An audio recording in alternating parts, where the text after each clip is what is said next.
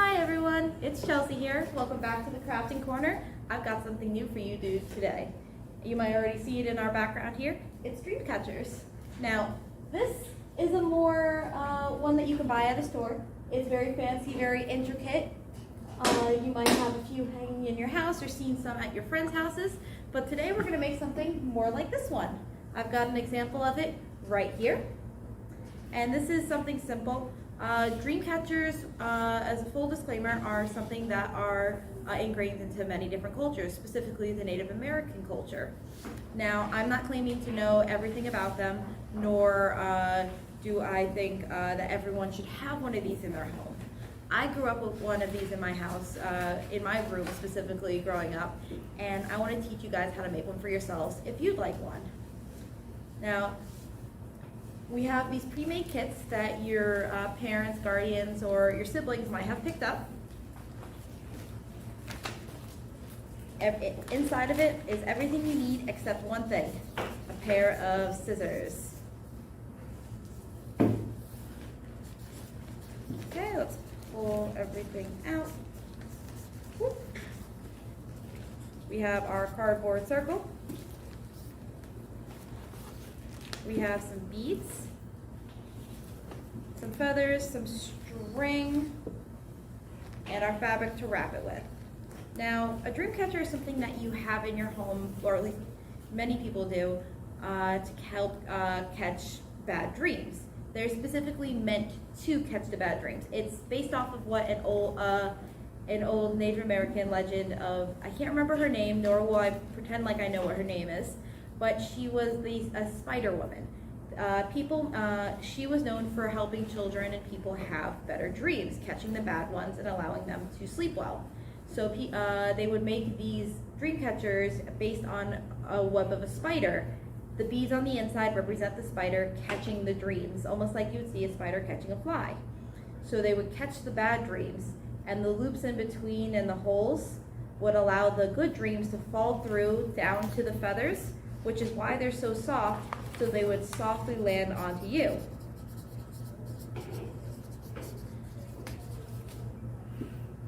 And they would, the reason you hang this over your bed is that when so the bad dreams would come at you from the wall and try and fall onto you, they would fall into the web, get stuck. The good dreams would fall through to the feathers and fall onto you while you're sleeping.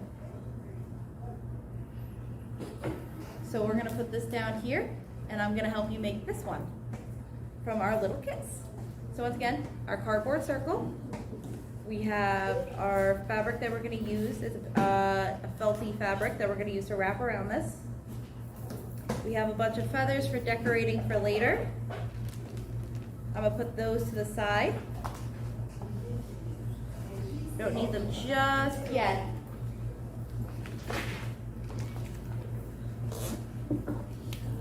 And we have our different colored strings here. And the beads are going to be for later as well. Move our bag to the side, have a clean working area. Well, as clean as you can get. This one you don't need anything under it to catch any like paint or anything such. You don't even need glue for this. All going to just be tying and doing what you need. So we're going to grab our long piece of felty fabric here. And just going to grab your circle. It doesn't matter which side you start on. You're going to grab the felt, put it part way through part of the cardboard here, because you don't want it to be fully through because it'll make a weird lump. So put it halfway through, hold onto it, take your fabric, put it through the circle. It's going to be a very repetitive process, but it gets easier the longer you go. And now you're going to take that, wrap it around. You want to slightly overlap it. So see here, I have the piece here, it's going to slightly overlap it. And then we're going to do that again. Put the rest through, take it, wrap it around, slightly overlap. And we're just going to do that for the entirety of the circle.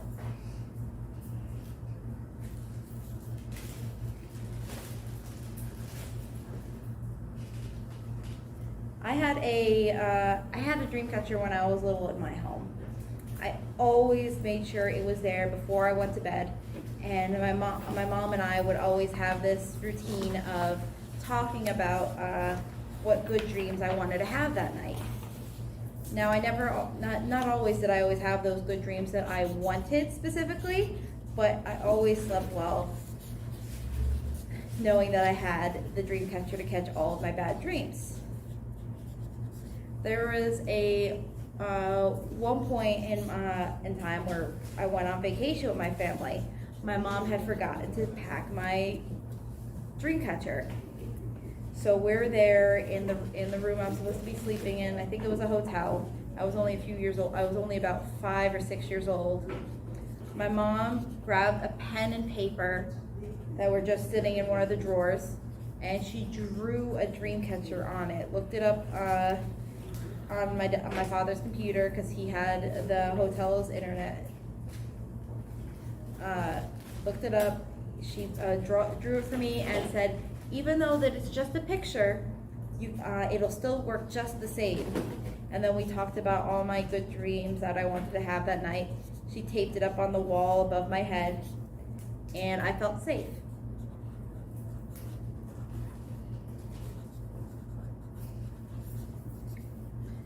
It was a fun little thing that she did to make sure little me was happy that night. And I'll always appreciate everything she did for me for that. I still have a dream catcher to this day. Not the same one I had when I was little. I don't know what happened to that one. But one that a friend gifted to me a few years ago.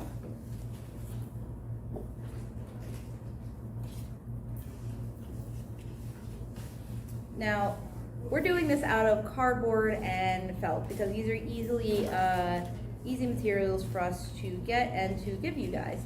But did you know that an actual, like, culturally made, more realistic dream catcher made by Native Americans is actually made from tree branches and twigs wrapped with sinew or ligaments of an animal, because the Native Americans were hunters and gatherers. So that everything that they hunted or got, they used every single piece of it in any way. Hides were used for creating like clothing, bones were used to make tools and such. Every piece of meat, every little thing was used. There was no waste. So now we're at the end of wrapping. Once we got to the end of the cardboard being covered, I just kept wrapping it until I was at the end of my fabric. Take that piece, fold it back over. We're gonna put it down for now. It's okay if it comes up a little. It's not gonna unravel fully. We're gonna take one of our strings, unwind it just a bit, go back to your circle here, take that piece, the little piece that's up here, put the end of your string right on it, and we're just gonna wrap that a few times to ensure that it stays. So you put the string through, wrap it over and over your own string, because we're gonna make sure that string doesn't come undone. Put the string back through the hoop, wrap it around and through. One more time just to be safe. So now that we've done this, we're on this side here. This is gonna be our front. Where the flap is in the back, this is gonna be our front. So we're gonna take the string, and instead of going through it again, I'm gonna show you from where you guys can see what I'm doing. We're gonna go on around the hoop, around the edge, create this loop here, pull your string through it like it's a little knot. We're gonna pull that through. We don't want it to be too tight of a knot. You want to leave a little bit that hangs, because this will help create the weave on the inside. So now that we've done that one, we're going to do it again. We have it here sitting around, pull it around and back through the loop. You want to tighten it just a bit though, you don't want it too loose.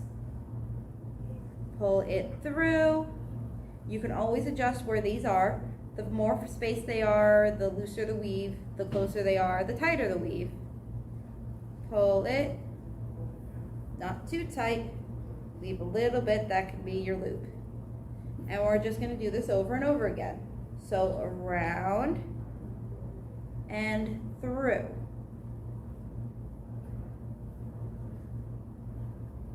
Around and through. Keep going. It's going to become a repetitive process, but the more you do it, the faster you'll become at it. Around and through.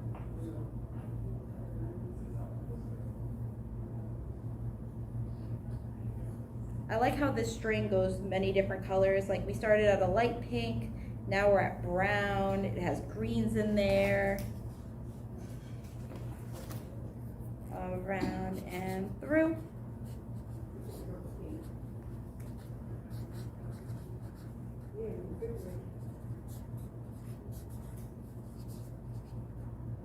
Around and through.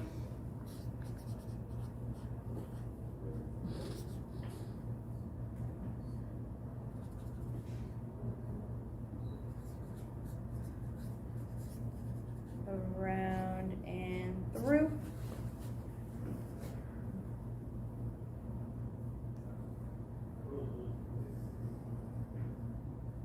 Okay, and so like I said, I really enjoy this different colored yarn. It's called variegated yarn.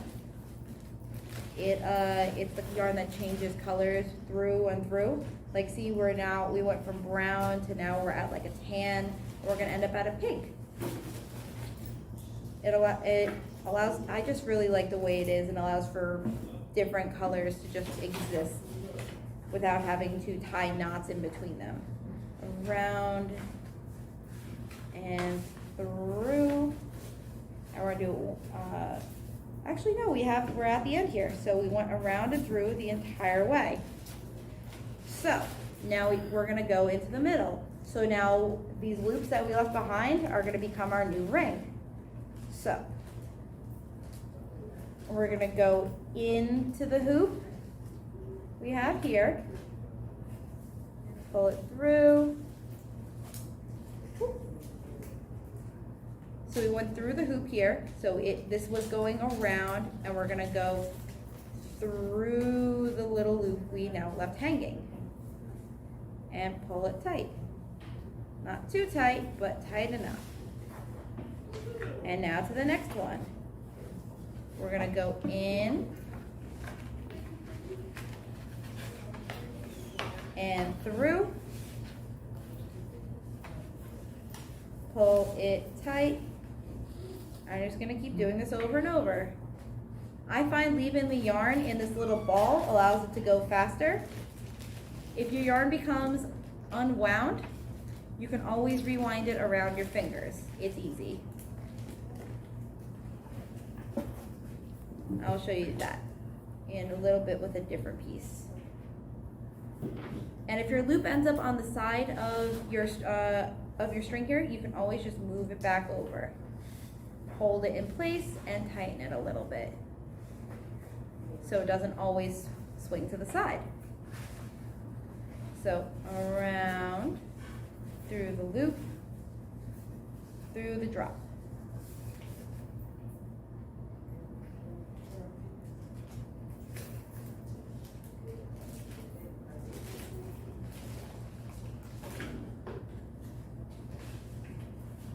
There we go, tighten it.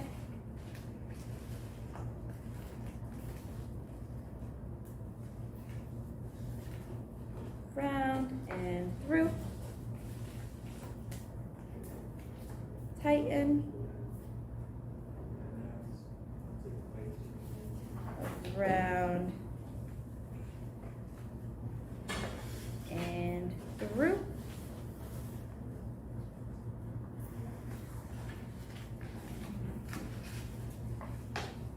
Around and through.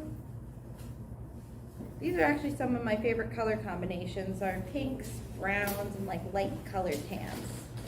I was very obsessed with that color combination when I was in middle school. My entire room was decorated with pink flowers and brown sheets. I thought it was so cool, and I was so cool for having that. It was based off of a commercial I saw of someone decorating their dorm room with these colors. So I thought if a college kid will have these colors, I must be cool for having it as a middle schooler. But it still made me happy because I enjoyed the way the colors looked together. Okay, so now we're almost at the end of that second of our second way round. So now we're going to go to the through again. Now those second bits of hoops that we created here are going to be what we're going around and through next. So going around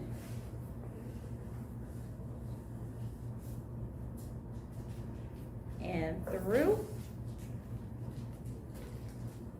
Unravel it as you need it, so you have more string to play with. Around.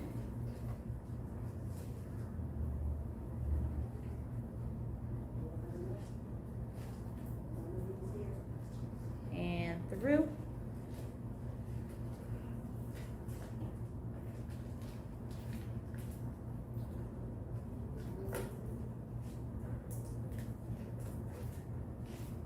Once again, I'm doing this backwards so you guys can see how to do it in front of you. Go around and through.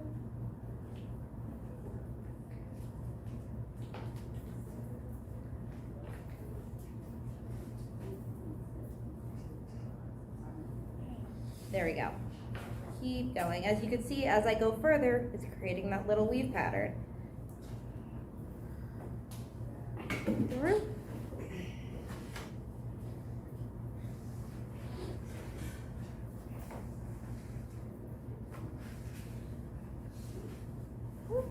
See, that this one doesn't want to go where I want it to, so I'm just going to fix it real quick. Pull it tighter. This one's a little smaller. Pull it through a little bit. Create a big loop for myself. Around. And through. You could do this with, if you have different yarns at home, you can use the different yarns that you have at your disposal, or you can use any type of string. You can add whatever you want to this to make it unique to you, because this is going to be your dream catcher. I've seen some people post, take little words that inspire them and like tape them on or near their dream catcher to inspire those types of dreams to come to them. So we're going to put this through here.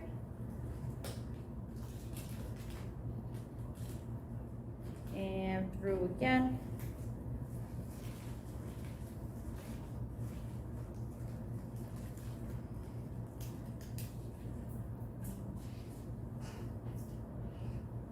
There's some, one of the things about a dream catcher that I found out as I grew up was that the sunlight is supposed to cleanse the dream catcher from all the bad dreams from the previous night. So if when you make this, place it in a place it somewhere in the morning where the sun will hit it, so it can cleanse it from all the bad dreams it caught from the night before. Put this through.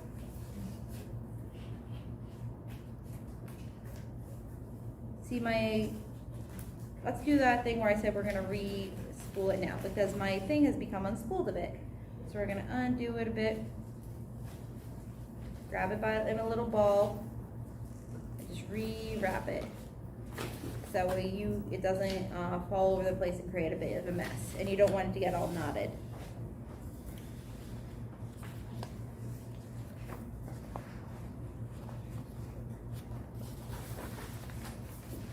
Okay.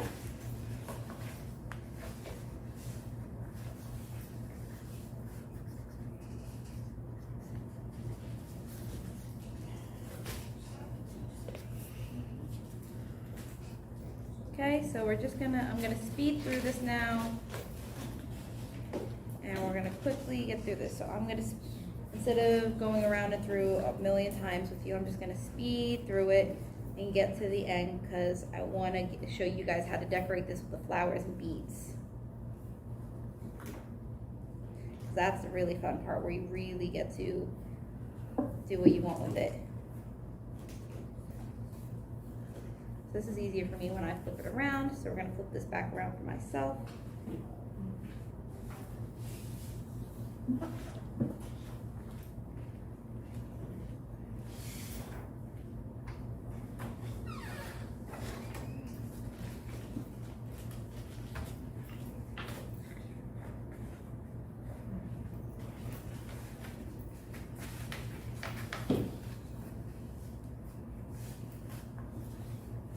Oops, grab the wrong yarn.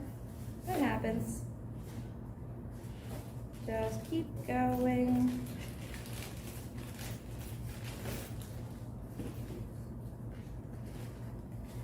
Tighten this back up a bit.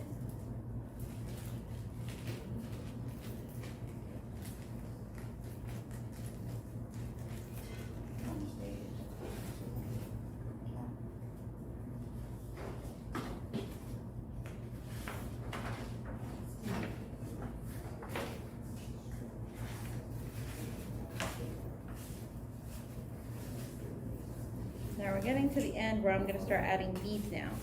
So we have a lot of string left over here that we're going to still use at the end. So what I'm going to do is take a nice chunk of it off because I don't need this much. So I'm going to say that this is about a 1.5 foot worth left.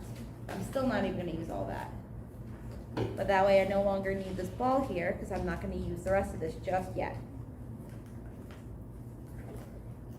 So I'm going to get my beads.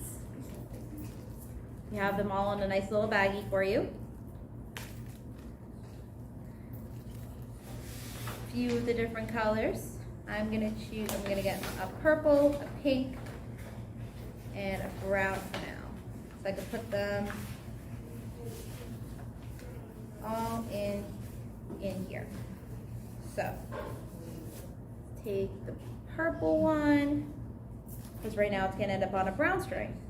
The easiest way to string the bead through the yarn is to twist it between your fingers as you twist it into the bead, and just twist, twist, twist, and push it in at the same time, and you've strung it through. Now we're gonna go, let me go backwards again so you can see. So it's in there. You go around the one loop and through. Pulling it through, tightening like we did before. And see, now you got a bead on there. I'm gonna skip one.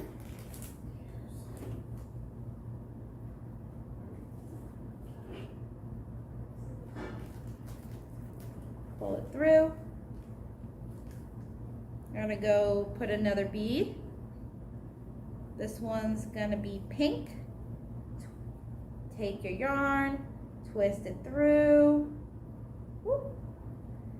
Twist, twist, twist. And then we're gonna skip one. Pull it through. Skip one again.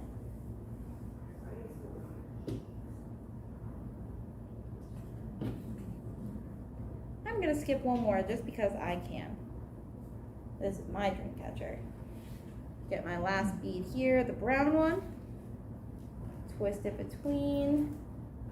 Oh, I'm doing this in the wrong hand. You want to, it's easiest to twist it in your most dominant hand. So if you're left-handed, do this in your left hand. If you're right-handed, do it in your right. Put it there. Put it through. And now you're just going to start weaving it through the rest of your little netting here until you run out of space. So let's do that real quick.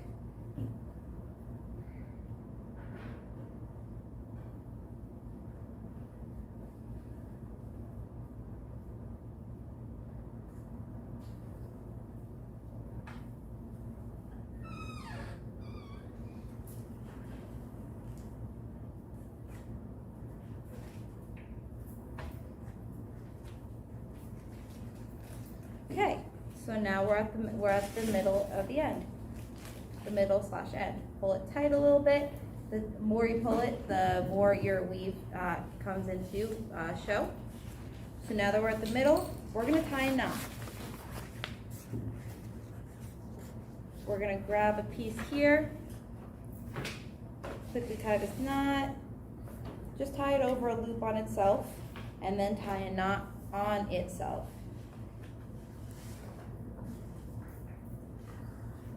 I like doing double knots because it's more secure in my opinion.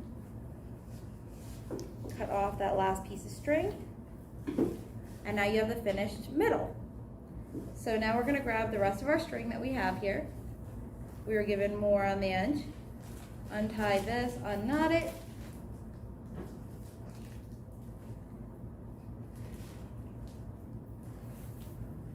Find the two ends. Pull it towards the middle. We're going to cut right in there. Find those two ends again. Cut in the middle once more. So now this should be 1/4 of your long string. Find the two ends again, except this time we're not cutting. We're going to grab them together. Find what part you want to be the top of your thing. I would recommend where you had your knot the first time, where you first started it. Put your two strings through. Grab the loop. Put your hand through the loop, grab the two strings, pull it through. You're going to grab 3 of your beads, and like I showed you before, put the two pieces together, twist them through.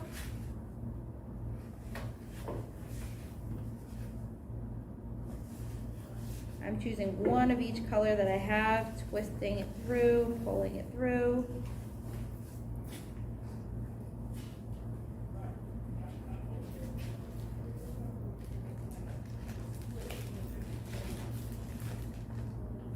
Twist, twist, twist.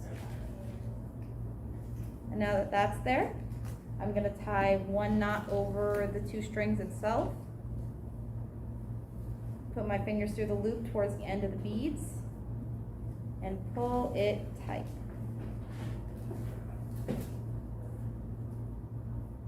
And then I'm going to tie a knot up here once again. So now this will be what we hang it from. Tie the knot once more over itself.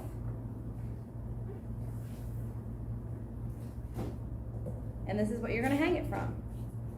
Now with the rest of our string, we have this piece which was the same as this one.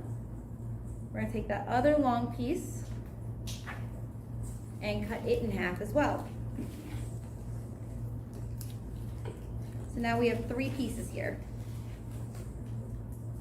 And just like we did with the loop on the top, we're now going to go to our bottom, whatever the middle is. Put our hand through the loop, grab the rest of the string, and pull it through. And we're going to do that one more time on each of these 2 sides. Oops, don't need that.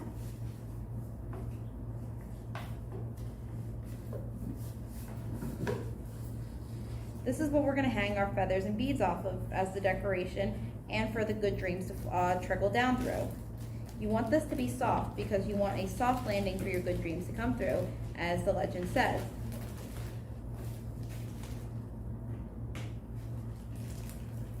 Up and through. This is called a loop knot. It holds itself together. So we have these 3 little tails hanging through, and we're just going to push our beads through them. So like I showed you before, grab the 2 ends, grab a bead, twist it through.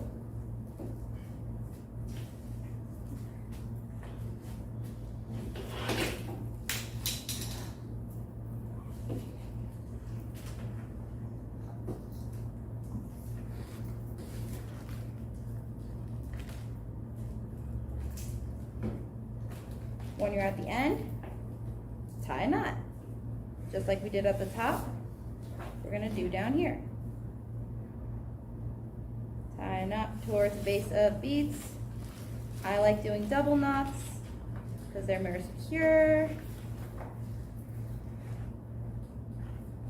Okay, do it to your other two pieces. Gonna speed through this because you don't need to watch me do this 3 times in a row. Actually, I'm gonna start with the pink one again. Pink. These are just the colors I have. You're gonna probably have different colors than what I have here. Purple.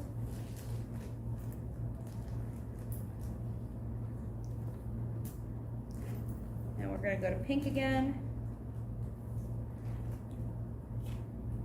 Ooh. Oh, I lost speed. Oh well, I got another one right here.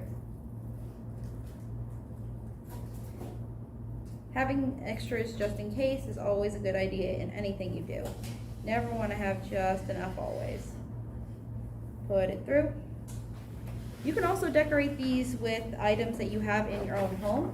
Maybe you have some jewelry that you lost the other piece to. Maybe there's a couple sticks outside you want to add to because they just look really neat.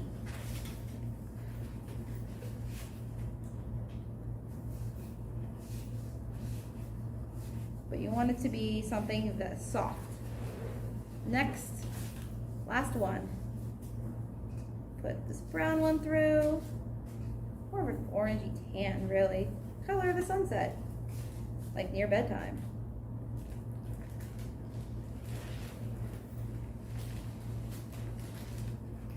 Twisting it through, twisting it through.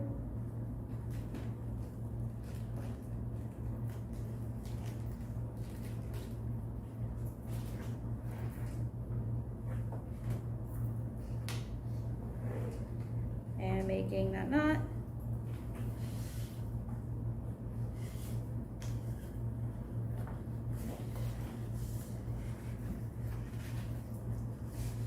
Okay, and now we're gonna grab our feathers. And the reason we put these beads here is so we can stick the feathers into the beads. So we're gonna grab the end of the feather and take it towards the bottom of the beads and just stick it through, see? We're gonna take our long feathers and put them all in there, through the beads. Let's take this one. I like the way this one looks. Put it right in there. Okay, so we have these hanging off. We're gonna grab the last bits of our feathers. This one's gonna go in front of this one just because I can. This one in front of this one because I like the way that looks. You get to make these choices of where you put your feathers. And this last blue one, I think I'm gonna put with the red. Now you can cut off these little tails if you want. I'm going to, or you can leave them. 2 and 3. And voila, your dream catcher. Hang this over your bed and sweet dreams, and I'll see you next time, guys. Bye-bye.